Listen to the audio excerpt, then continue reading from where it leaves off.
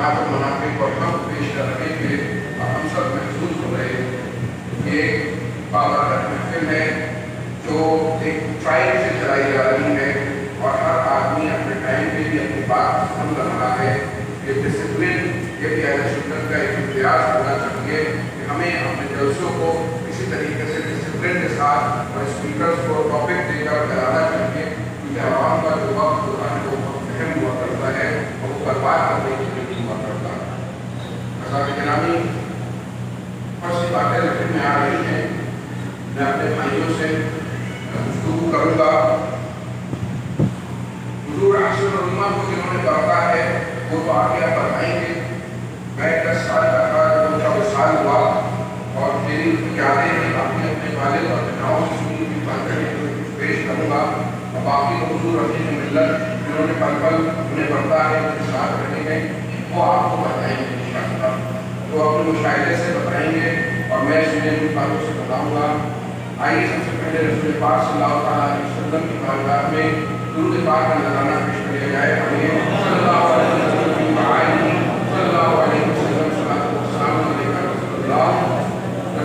का मौका है और तमाम दुनिया में अहले इस्लाम खुशियाँ मना रहे हैं, आका की खिलाफत का जश्न मना रहे हैं और अल्लाह रब्बुल इज़्ज़त की बारगाह में शुक्र के नजराने पेश किए जा रहे हैं, जिससे अपने प्यारे महबूब सल्लल्लाहु अलैहि वसल्लम को मबूस फरमाकर हमारा अपने से रिश्ता जोड़ दिया, अपना रिश्ता हमें अपनी मार्फत अता फरमाया।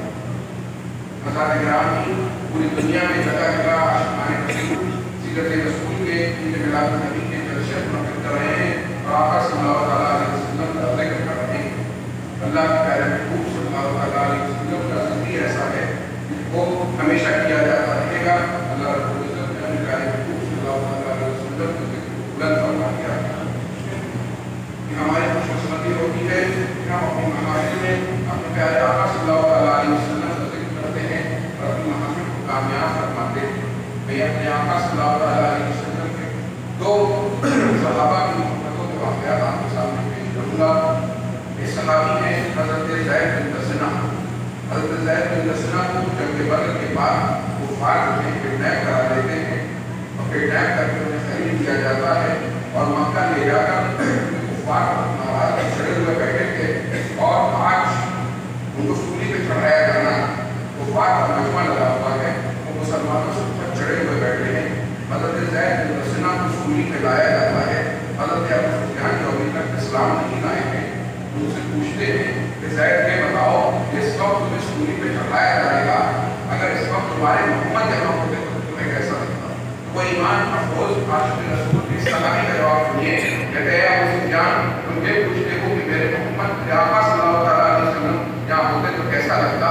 अगर मेरे आका के पैर में कांटा भी लग जाए उससे बेहतर है कि ज़ैद सूली पे चढ़ा दिया जाए।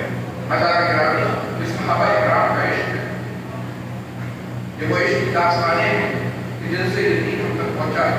सहाबा अहले बैत की कोशिशों से ये दीन, उलमा इकराम के औलिया इज़ाम की कोशिशों से दीन हम तक पहुँचा है। एक सहाबिया जंग अहद का मौका है, रसूल पाक सल्लल्लाहु अलैहि वसल्लम से हम शहीद रखने वाले एक सहाबी हैं वो शहीद कर दिए जाते हैं। वो फार ये उड़ा देते हैं कि खुदा का वास्ता रसूल पाक शहीद हो गए, जो है अफरा-तफरी का आलम हो जाता है, सहाबा बहुत परेशान हो जाते हैं। एक सहाबिया है वो दौड़ती हुई मैदान मौत की तरफ तशरीफ लाती हैं। रास्ते में हमें बताया जाता है आप ये देखिए मैं उन 3 रिश्तों का जिक्र कर रहा हूँ जो किसी की औरत की जिंदगी में सबसे अहम रिश्ते हुआ करते हैं। उनमें से कोई एक गुजर जाए उसमें क्या बीतती है या हम पर क्या बीतती है उनको बताया जाता है कि तुम्हारे शोहर शहीद कर दिए गए। वो कहती हैं कि बताओ मेरे आका कैसे? फिर आगे बढ़ती हैं बताया जाता है कि तुम्हारे वालिद शहीद कर दिए गए। वो कहती है कि बताओ मेरे आका कैसे? फिर बताया जाता है कि तुम्हारे भाई शहीद कर दिए गए। वो कहती है कि बताओ मेरे आका कैसे? ये ईमानी जज्बा जब उन्हें मालूम चलता है कि आका सल्लल्लाहु अलैहि वसल्लम है तब उनकी जान में जाना। इस सहाबा इकराम का इश्क है कि उनसे इश्क मिला है और ये इश्क की महफिलें हम सजाते हैं ताकि हम अपने बच्चों पर जो हमारे बुजुर्गों ने ये जो हमें इश्क अता फरमाया है, जो हमारा रिश्ता जोड़ा है, कि हम अपने बच्चों को देते जाएँ ताकि आने वाली नस्लें वही नस्ली सोच से लेती जाएँ और इश्क जो है दिलों से ट्रांसफर होता चला जाए और क़यामत तक हमारे आने वाली नस्लें हमें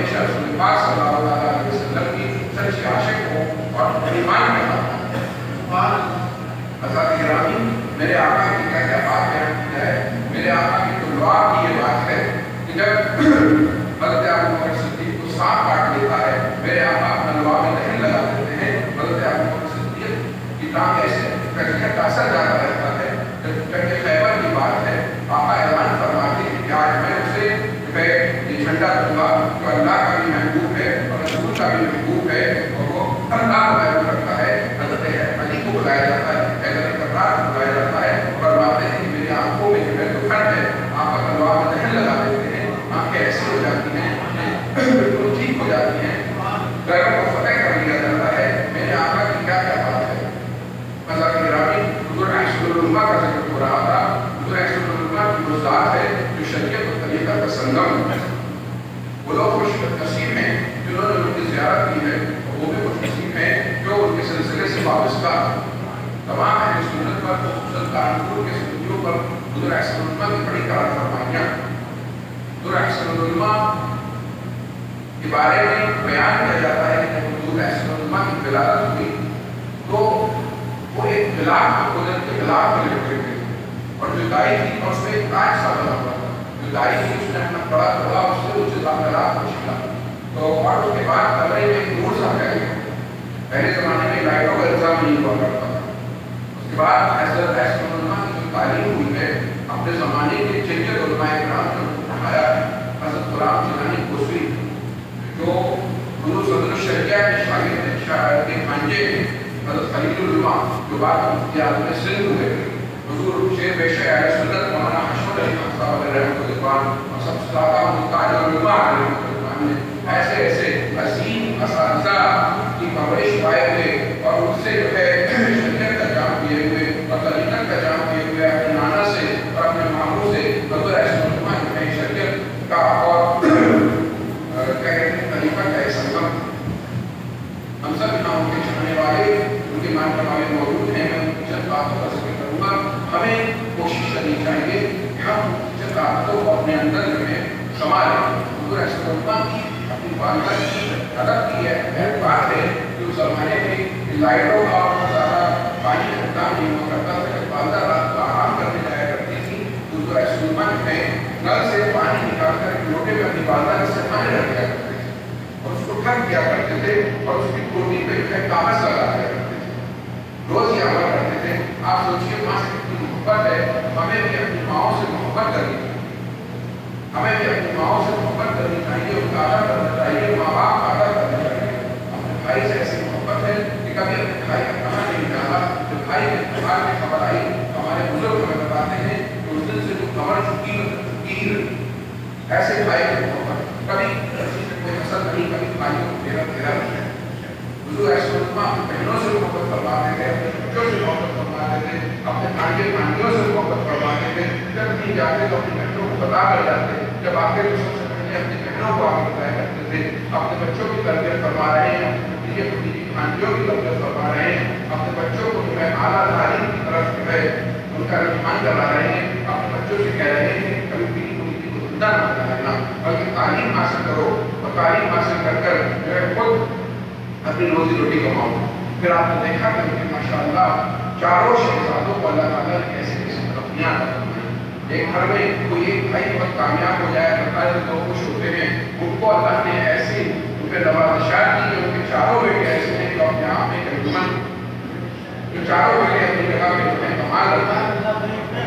آپ نے دیکھا کہ انہوں نے کس طریقے سے اپنی اولاد کی تربیت، یہاں پہ ہمیں یہ درس ملتا ہے کہ ہمیں بھی کوشش کرنی چاہیے کہ ہم اپنے بچوں کو اس کے حلال بنائیں، اس کے حلال کمانے کی انہیں جو ہے تربیت دیں، اور اپنے بچوں کو اپنی رسالت کے مطابق جو ہے بہترین تعلیم سے اور تربیت سے آراستہ کریں، تاکہ وہ زمانے میں عزت سے جی سکیں۔ آپ دیکھیے بس سخت سے سخت چلا آ رہا ہے، ہماری چیزوں کو قبضے ہو رہے ہیں، ہمارے حقوق ہم سے چھین لیے جا رہے ہیں، مگر ایسے وقت میں کہ ہم نے اپنے بچوں پر دھیان نہیں دیا، اپنے اولاد کی تربیت پر دھیان نہیں دیا، تو یقین مانیے کہ ہمارے لیے بڑے خسارے کا سودا ہے۔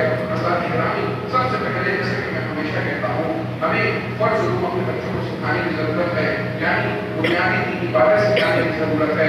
اللہ رب العزت کے بارے میں کیا عقائد ہونے چاہیے، رسول پاک صلی اللہ تعالیٰ علیہ وسلم کے بارے میں کیا عقائد ہونے چاہیے، صحابہ و اہل بیت کے بارے میں کیا عقائد ہونے چاہیے، حلال و حرام کا فرق سکھانا چاہیے، نماز کے مسائل سکھانے چاہیے، زکات کے مسائل سکھانے چاہیے، روزوں دوسروں کے مسائل سکھانے چاہیے. اور جب ہمارے بچے ضروری دینی باتیں سیکھ لیں تو اپنی حیثیت کے مطابق بہترین سے بہترین اسکول ان کا ایڈمیشن کرائیں اور ان کو اعلیٰ تعلیم کی طرف رغبت دلائیں. یہ دیکھیں کہ میں نے اپنے بچے کو تعلیم کی طرف توجہ دلائی کہ نہیں. اس کے لیے محنت کرنی پڑے گی. گھر کے ماحول کو اچھا بنانا پڑے گا. گھر کے ماحول کو دینی بھی بنانا پڑے گا اور علمی بھی بنانا پڑے گا اور ہمیں قربانیاں دینی ہوں گی.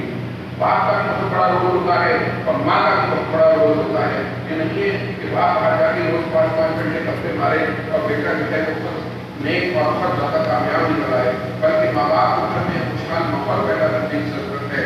ہمیں اپنے گھر میں وقت دینے کی ضرورت ہے. اپنے بچوں کی تعلیم میں وقت دینے کی ضرورت ہے. اور بچے کی جو تربیت ہوا کرتی ہے اس کے لیے جو ہے سال ہر سال اس طریقے سے پیڑ ہوتا ہے اور اس کی جو ہے پیڑ پلدار ہوا کرتا ہے. اسی طریقے سے ہمیں اپنے اولاد کی تربیت یا احسان اور علماء کی زندگی سے ہمیں یہ بھی ملتا ہے. حضرات گرامی ہمیں اپنے علماء کرام کی عزت کرنی چاہیے. علماء ہمیں جو ہے علماء کرام کی عزت کا ایسا درس دیتے جا رہے ہیں کہ آنے والی نسلیں ان سے یہ سیکھ سکتی ہیں. علماء کرام فرماتے ہیں کہ علماء کی کام یہ منظر ہوا کرتا تھا اور آج بھی ان کے فاتحہ میں منظر ہوا کرتا ہے. تو علماء کرام جو ہیں وہ تو ممبر پہ بیٹھے ہوتے ہیں اور شہزاد خان اور افراد خان جو زمین پہ بیٹھے ہوتے ہیں. گویا کہ علماء بتا رہے تھے کہ دیکھو علماء کا کیا مقام ہے. ہمیشہ علماء کرام کو مضبوطی سے تھامے رکھو. شریعت کی پاسداری کا یہ عالم ہے کہ نائب مفتی جلوس شاعر فرماتے ہیں کہ میں نے سال ہر سال علماء کے ساتھ رہا ہوں. سفر میں بھی رہا ہوں, حضرت میں بھی رہا ہوں, خدمت میں بھی رہا ہوں, خدمت میں بھی رہا ہوں اور میں نے کبھی بھی ان کا کوئی اختلاف نہیں پایا. ابھی مولانا کے حضرت کے خطبے کا ذکر کر رہے تھے تو سوچیے نائب مفتی ہندوستان میں اپنے زمانے کا سب سے عظیم مفتی اشرفیہ کا مفتی حضور شریف الحق علماء کے بارے میں فرما رہے ہیں کہ ہمارا سرد ہے کہ ہمارا پیر ہمارا شہر شریعت کا کس قدر پابند ہے. ان کے ماننے والوں کو ان کے چاہنے والوں کو یہ ہمیشہ ہونی چاہیے کہ اپنی نصاب کے مطابق جہاں تک مشکل ہو سکے ہم بھی شریعت کی پابندی کریں اور کوئی ایسا کام نہ کریں جس سے جو ہے شریعت میں کوئی حرف ہو. حضور علامہ اشرف قادری فرماتے ہیں کہ میں ایک بار ہمارا شریف حاضر ہوا. علماء نے ایک متبادل ناشتہ کروایا, درگاہ شریف کی زیارت کرائی اور چلتے وقت ایک لفافہ میرے جیب میں رکھ دیا. میں نے منع کیا. اس کے بعد زبردستی انہوں نے مجھے دیا اور حقیقی اس خانقاہ کی روایت ہے. کہتے ہیں کہ جب میں باہر نکل کر آیا اس میں 500 کے نوٹ تھے. تو آپ یہ سوچیے کہ تقریباً حضور علماء کے انتقال کو 10 سال ہو گئے ہیں. اس سے بھی 10 سال پہلے کا واقعہ ہوگا. 40 سال پہلے 500 دو نوٹ کے ہوتے تو کیا اہمیت ہوگی. حضور علماء کس طریقے سے علماء نواز تھے اور علم نواز تھے. ہماری علی گڑھ مسلم یونیورسٹی کے جو سب طبیعت کالج کے پروفیسر ہیں پروفیسر بدرالدجا خان صاحب جو ایک مدرسے سے فارغ ہیں, وہ ابھی بھائی بتا رہے تھے کہ ان کے پاس کئی لوگوں نے کہا کہ میں بچپن میں جب علماء کے یہاں حاضر ہوا یونیورسٹی میں ایڈمیشن لینے آیا اس زمانے میں یعنی 30-40 سال پہلے علماء نے مجھے 500 روپئے کہہ دیے اور کہا یہ زکات سے نہیں ہے بلکہ اپنی طرف سے دے رہا ہوں. تو ایسا نہیں تھا. بڑے بڑے علماء کو بلکہ جو مدرسے کے بچے تھے ان کی کیسے فاصلہ تھا.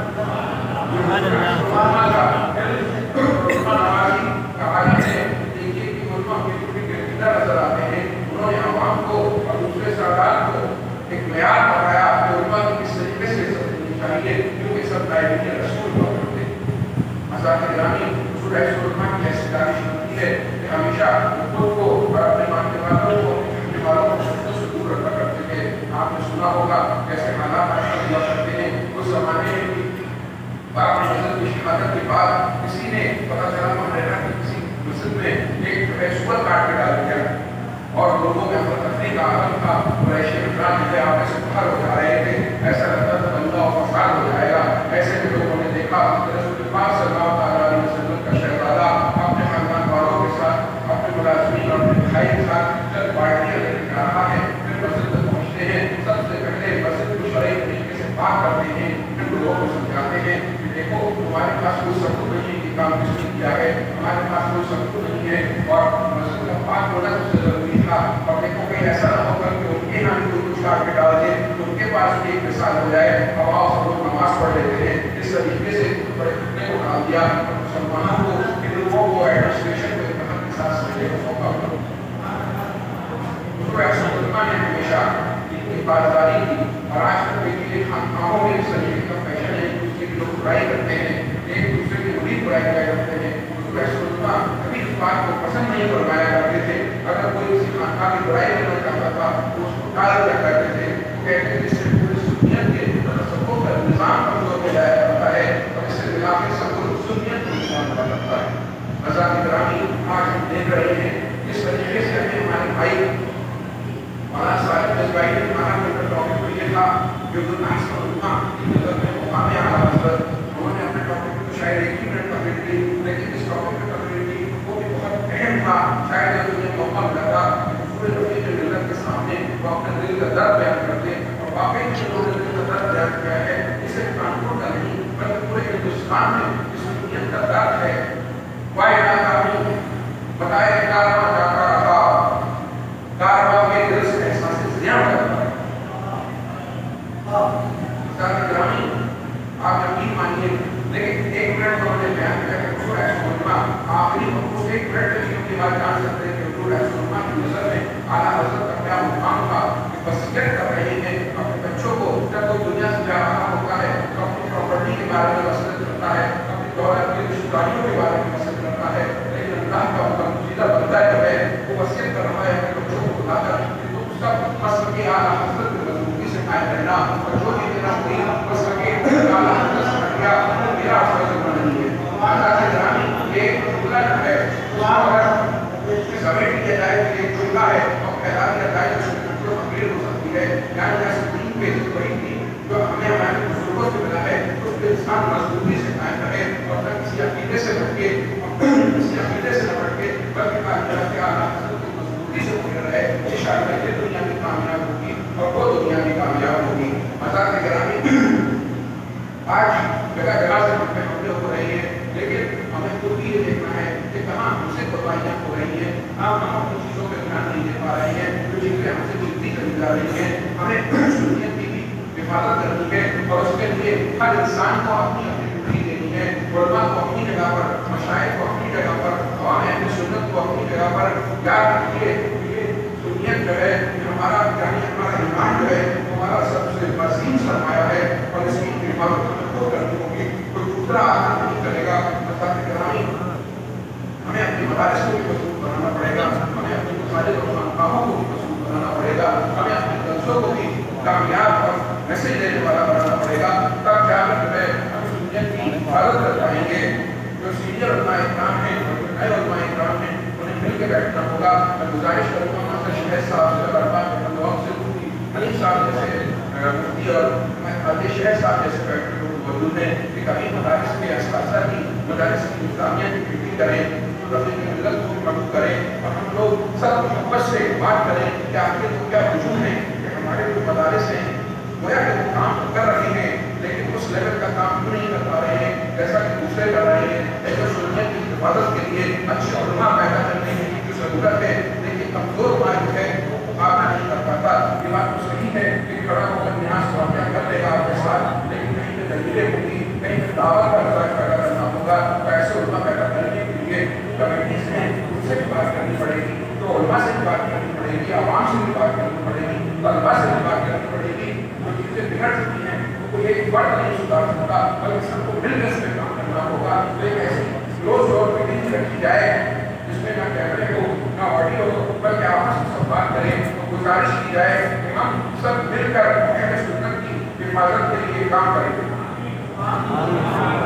حضرات گرامی, مدارس ہمارے ہندوستان میں بہت چل رہے ہیں, لیکن پریشانی یہ ہے کہ ہم لوگ اپنی ڈیوٹی صحیح سے نہیں کر پا رہے ہیں. ہم مدارس سے جو پروڈکٹ نکل رہے ہیں وہ اچھے پروڈکٹ نہیں نکال پا رہے ہیں. مارکیٹ میں مدرسے کا نام دیتے ہیں, ایک استاد کی تحریر دیتے ہیں, بچے کی پڑھائی کو دیکھتے ہیں, باہر سے بچے بن کے آتے ہیں, باہر سے اساتذہ آتے ہیں, لیکچر دیتے ہیں.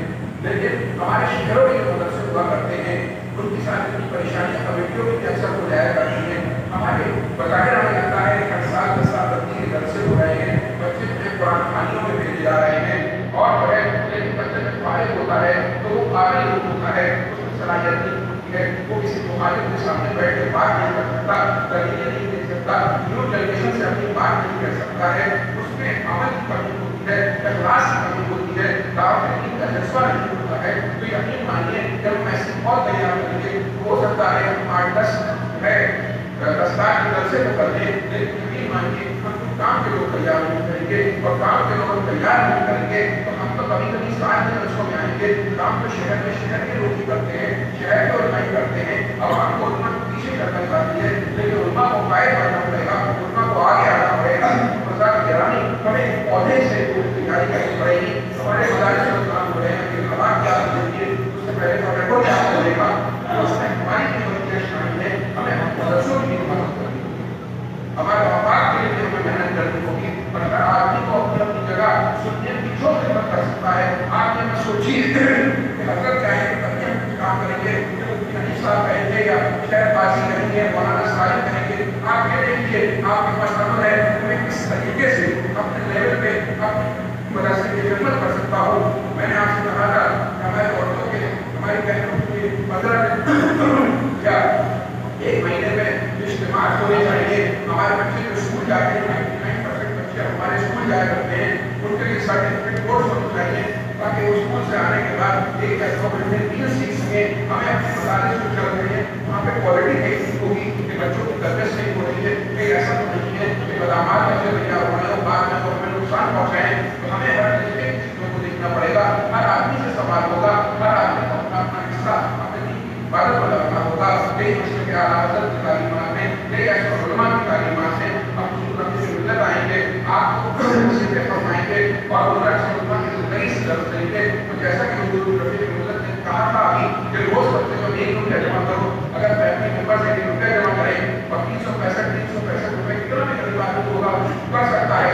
اس کو اللہ نے اس لائق بنایا ہے. وہ 10 روپئے جمع کرے، وہ 100 روپئے جمع کرے، وہ 1000 روپئے کرے اور انشاءاللہ مدارس و مکاتب آپ کے خاندان کے جیسا آپ کی بس مجھے اثر نگرانی قائم کیے جائیں. اور ہم کوشش کریں گے کہ پہلے سے تربیت وہاں بھی پڑھائی اچھے ہو، ورنہ کم سے کم یہ ادارے کو ایسے ہو جہاں سے اچھی اور بہترین عالم باعمل نکلے، جہاں سے بہترین فاضل و قرآن نکلے. تاکہ ہم شہر جس شہر کو سنت کا کہا جاتا ہے، سنت کی رائے ہم اس کی حفاظت کر سکیں. اگر وہ سے کہنے اور اللہ مجھے معاف فرمائے. السلام علیکم.